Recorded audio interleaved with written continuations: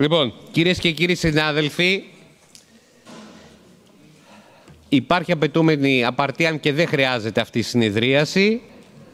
Είναι η ειδική συνεδρίαση λογοδοσίας της Δημοτικής Αρχής, σύμφωνα με το άρθρο 67α, 3852 του 2010 και σύμφωνα και με το νέο πρότυπο κανονισμού λειτουργίας του Δημοτικού Συμβουλίου. Σας είπα και στην πρώτη συνεδρίαση ότι έχουν έλθει αρκετές αλλαγές και συγκεκριμένα στο άρθρο 12 αναφέρω για την ειδική αυτή συνεδρίαση ότι στη συνεδρίαση αυτή, η οποία είναι δημόσια, συζητιούνται μπλα μπλα ως τόσα θέματα. Κατά τη συζήτηση των θεμάτων, ο ερωτών Δημοτικός Σύμβουλος διατυπώνει το ερώτημά του με χρόνο έως 5 λεπτά. Το αρμόδιο όργανο έχει στη διάθεσή του 7 λεπτά προκειμένου να απαντήσει ολοκληρωμένα. Επιτρέπεται να υπάρξει δευτερολογία, στην οποία ο ερωτών έχει στη διάθεσή του 2 λεπτά, προκειμένου να ζητήσει διευκρίνηση ως προς το αρχικό ερώτημα που υπέβαλε, αν δεν έλαβε ολοκληρωμένη απάντηση. Και το αρμόδιο όργανο έχει στη διάθεσή του 5 λεπτά προκειμένου να παράσχει τις απαραίτητες διευκρινήσεις. Ο Δήμαρχος έχει στη διάθεσή του επιπλέον 3 λεπτά και στην πρωτολογία και στη δευτερολογία μετά την απάντηση του αρμοδίου οργάνου. Αυτή είναι η διαδικασία πλέον του Δημοτικού Συμβουλίου Λογοδοσίας. Δεν μπορούν να λάβουν το λόγο. Έχει αποσταλεί από τη Δημοκρατική Συνεργασία Νίκος Ζενέτος, ύστερα από πρόσκληση που απέστειλε το γραφείο του Δημοτικού Συμβουλίου, ένα θέμα, και είναι το εξής. Ποια είναι η πολιτική και οι ενέργειες της διοίκησης για τη συνέχιση της απόκτησης κοινοχρήστων και κοινοφελών χώρων. Ο επικεφαλής παράταξης Νίκος Ζενέτος. Παρακαλώ, κύριε Ζενέτο, έχετε το λόγο για 5 λεπτά να αναπτύξετε το θέμα. Είναι ο εισηγητής ο κύριος Φερεντίνος. Άρα ο κύριος Φερεντίνος έχει 5 λεπτά να αναπτύξει το θέμα. 7 λεπτά, όχι δεν θα έχω χρόνο, εγώ κρατάω, έχει το αρμόδιο όργανο που θα απαντήσει. Και 3 λεπτά έχει πρωτολογία και δευτερολογία η Δήμαρχος και 5 λεπτά στη δευτερολογία το αρμόδιο όργανο και 2 λεπτά αν θέλετε διευκρινήσεις. Κύριε Φερεντίνο, σας ακούμε. Ευχαριστώ κύριε Πρόεδρε. Δεν θα χρειαστώ ούτε καν 2 λεπτά. Ούτως ή άλλως εδώ ήρθαμε να μάθουμε για τις προθέσεις της διοίκησης. Να πω μόνο έτσι πολύ επιγραμματικά ότι διαχρονικά στην πόλη είναι γνωστό της πάσης ότι όλες οι διοικήσεις είχαν σαν βασικό γνώμονα την εξασφάλιση ελευθέρων χώρων, κυριοχρήστων και κοινοφελών.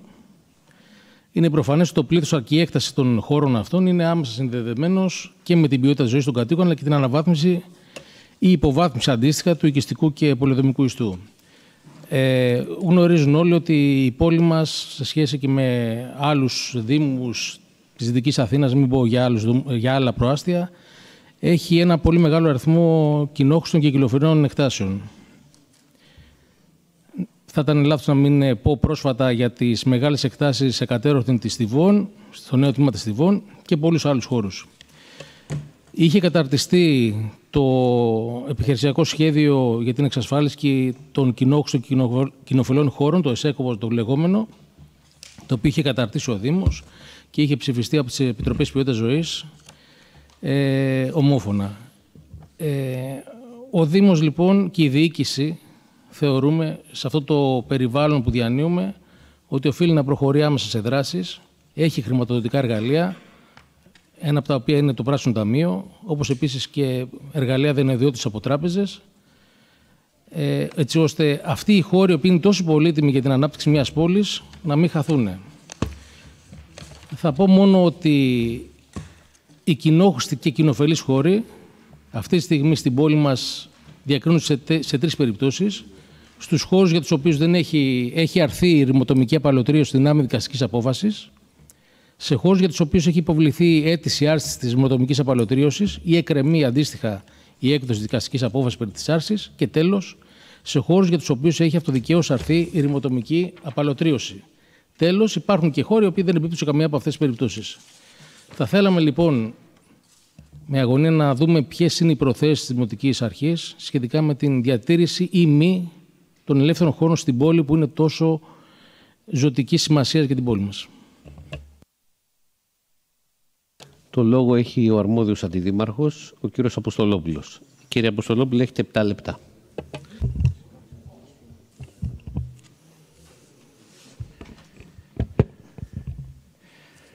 αναφορικά με τους κοινόχρηστους χώρους, πρέπει καταρχάς να θέσουμε το εξής. Να δούμε καταρχάς, για να μπορέσει να δοθεί μια απάντηση στο θέμα ποια είναι η πολιτική της Δημοτικής Αρχής για τους κοινόχρηστους χώρους, πρέπει πρώτα απ' όλα να μελετήσουμε αυτούς τους κοινόχρηστους χώρους. Σε ποια κατάσταση βρίσκονται σήμερα. Η κατάσταση που βρίσκονται σήμερα κατόπιν της μελέτης που έχει γίνει είναι ότι τελούν σε κατάσταση ομηρίας. Τι σημαίνει αυτό? Σημαίνει ότι όλοι οι κοινόχρηστοι χώροι για τους οποίους έχει συνταχθεί πράξη αναλογισμού ήδη από το έτος 2009, ακόμα και πιο πριν, μάλλον πριν από το 2001, στη μελέτη που κάναμε παρατηρήσαμε ότι για κάποιες ιδιοκτησίες η απαλωτρίωση έχει συντελεστεί. Πλην όμως για μεγάλο αριθμό ιδιοκτησιών οι οποίες έχουν χαρακτηριστεί ως κοινόχρηστοι χώροι, διαπιστώσαμε ότι από το 2009 τελούν σε ομηρία. Και δυστυχώς η άσκηση της πολιτικής προς όφελος των δημοτών σχετικά με αυτό το θέμα καθίσταται ιδιαίτερα δυσχερής. Συγκεκριμένα, και εξηγούμε όσον αφορά αυτό. Όπως πολλοί από τους συναδέλφους θα γνωρίζουν, μια ιδιοκτησία η οποία απαλωτριώνεται, πρέπει ο ιδιοκτήτης της ιδιοκτησίας να αποζημιωθεί, προκειμένου αυτή η έκταση να περιέλθει στο Δήμο με τον χαρακτήρα που της έχει αποδοθεί με την κύρωση της πράξης εφαρμογής, η οποία ακολουθεί τη σχετική πράξη αναλογισμού.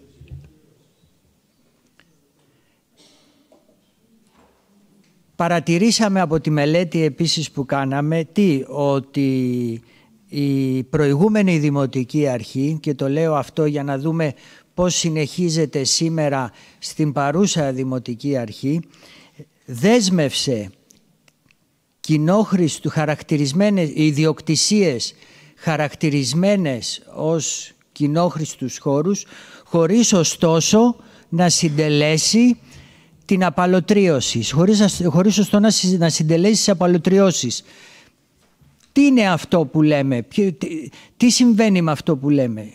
Σημαίνει το εξής, ότι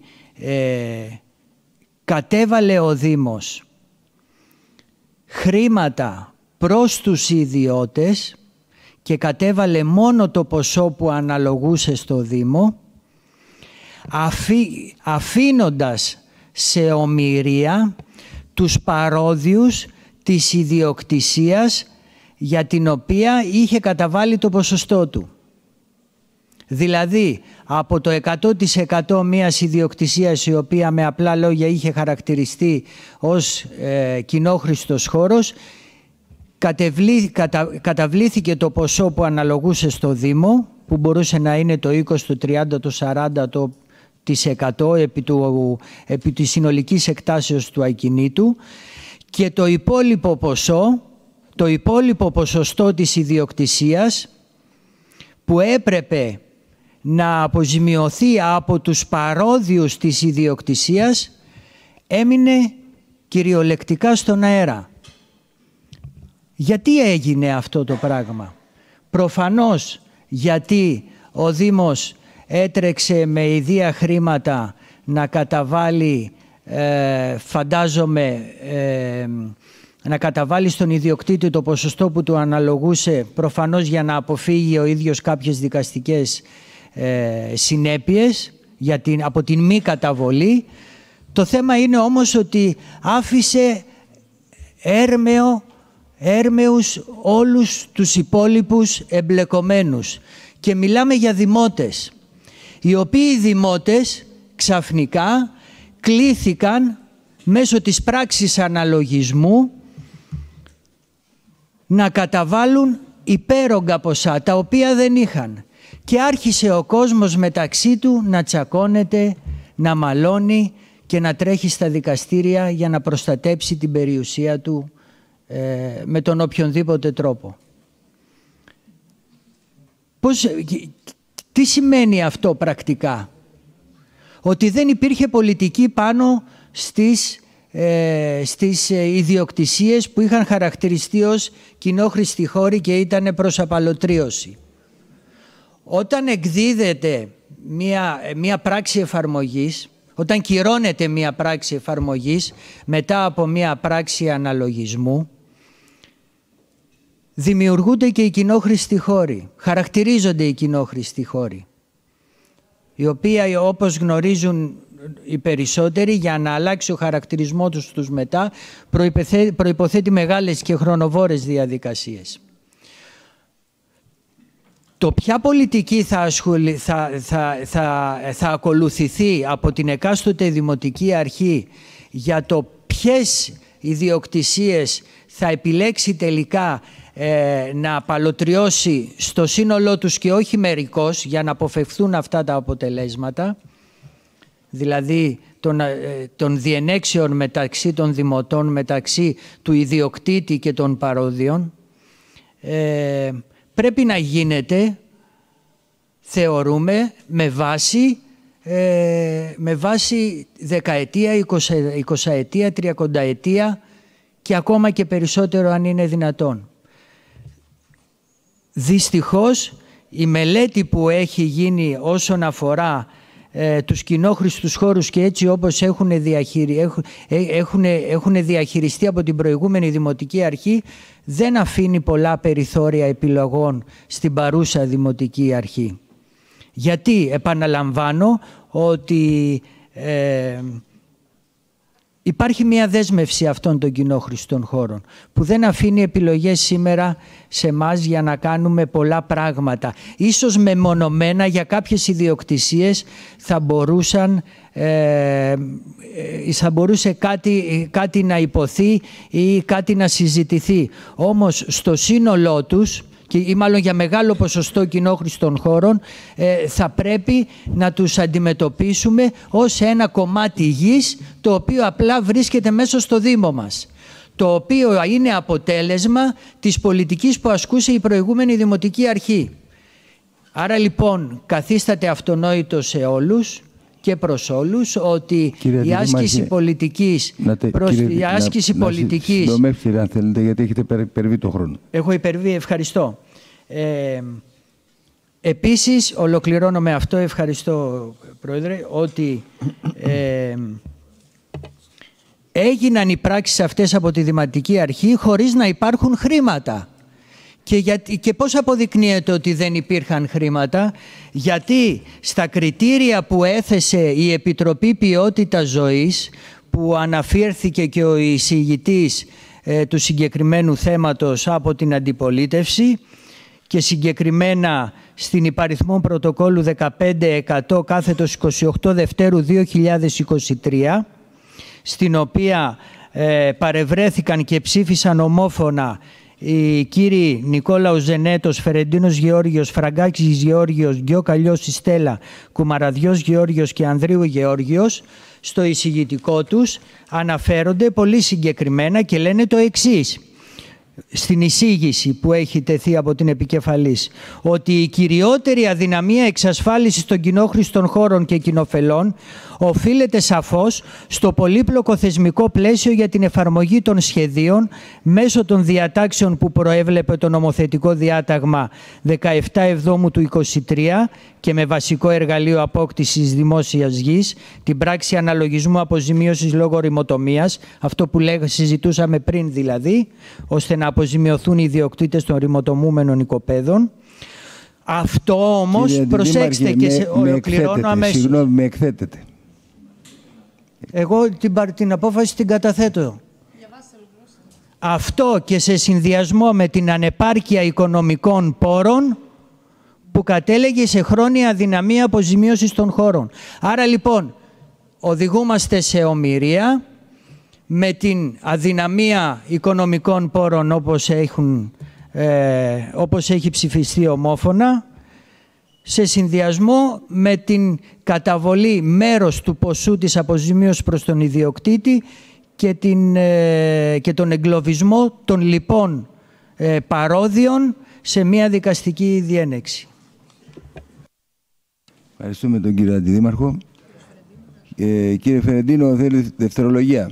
Θα είμαστε και σε εσάς έτσι ελαστικοί στον χρόνο. Ευχαριστώ. 10 λεπτά μίλησε ο κύριος συνάδελφος. Λοιπόν, ξέχασα να πει, είπε τη μία... Με συγχωρείτε, συγγνώμη κύριε Πρόεδρε. Λέω, είπε την 1528 Δευτέρου του 23, απόφαση της ποιότητας ζωής. Ξέχασα να πει την επόμενη, 22.236 24 Τρίτου του 23. Λίγη σημασία έχει. Η ερώτηση λοιπόν ήταν, το λέω προς όλους τους συναδέλφους, ποια είναι η πολιτική και οι ενέργειες, όπως είναι και το θέμα, της διοίκησης για τη συνέχιση της απόκτησης κοινόχρηστων και κοινοφελών χώρων. Και η απάντηση ήταν αυτή που ακούστηκε. Δεν έχω να κάνω απολύτως κανένα σχόλιο. Απολύτως.